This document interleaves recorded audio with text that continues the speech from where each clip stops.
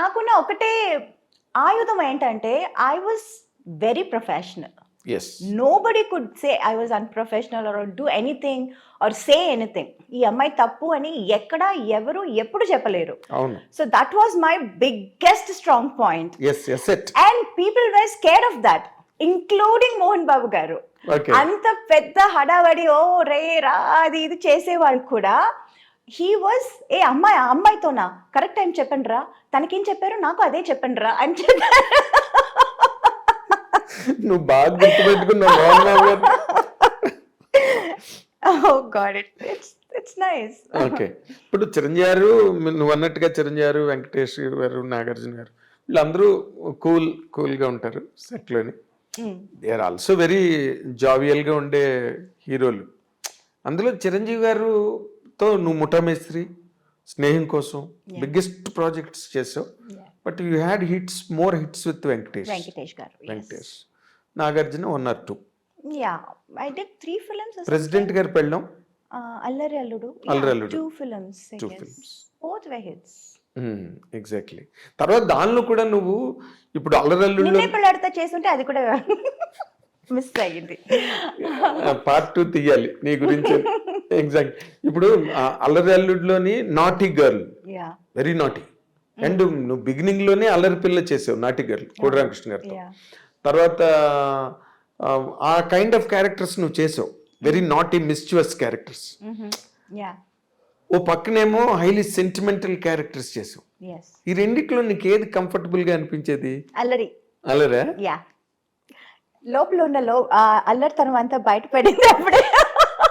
అంటే నీకు otherwise atmosphere లో అది ఎక్స్పోజ్ చేయడానికి ఎక్కడ అవకాశం లేదు. So I was like being happy doing that. అదేలే, బాగా లూజ్ గా ఉంటాయి, లిబరల్ గా ఉంటాయి మూమెంట్స్ కానీ, డైలాగ్స్ కానీ, బాడీ లాంగ్వేజెస్ అవన్నీ కూడా చాలా బాగుంటాయి ఆ సినిమాలో. తర్వాత మోర్ ఇంపార్టెంట్లీ మన తెలుగు కావచ్చు, ఎనీ గివెన్ లాంగ్వేజ్, హీరోయిన్స్ నార్మల్గా వెన్ దే ఆర్ ఇన్ ట్రెండింగ్లో ఉండి టాప్ ర్యాంక్లోకి వెళ్ళి అందరు హీరోలతోనే చేస్తున్నప్పుడు there have been many instances they used to fall in love. It's a natural course. ఇప్పుడు మ్యారేజ్ ప్రపోజల్ వరకు ఇప్పుడు అది it's happening in MBS IT ఇండస్ట్రీలో జరుగుతుంది. It's all marriage of convenience, right? అలాగే నీకెప్పుడు నోబడీ హ్యాస్ ప్రపోజ్డ్ యూ? నువ్వు కూడా నీకు ఆలోచన రాలేదా? No, the point was I was too young for everybody ఆ టైంలో. తమిళ్ గానీ, తెలుగు గానీ, మలయాళం గానీ, I was always too young for them. Correct. I was too young. Correct factor. And also I was too naive. Naku, by the time I realized what is romance, what is love, what is man and woman relation. Actually, to be honest, in real life lessons నేర్చుకోవాలంటే అందులో నేను చాలా late, చాలా what you say, very mediocre student. Very very mediocre student. సినిమాలో మనం ఏదో ఒక ఇది చెప్పి డైలాగ్ చెప్పి అందులో నేను చాలా I was very fast. But in real life, to understand about life, it took quite some time. It took long time. Yeah, very very long time.